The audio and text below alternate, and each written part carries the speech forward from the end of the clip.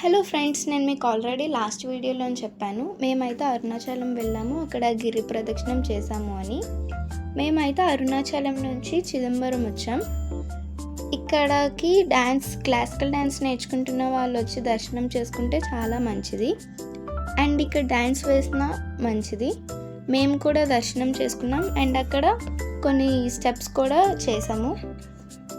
ఇక్కడైతే నటరాజ స్వామి ఉంటారు.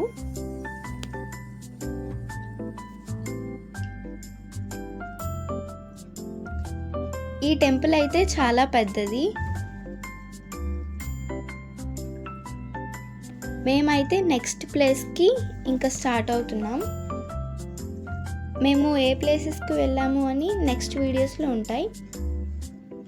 ఈ వీడియో కనుక మీకు నచ్చితే like, share and subscribe. Thank you for watching.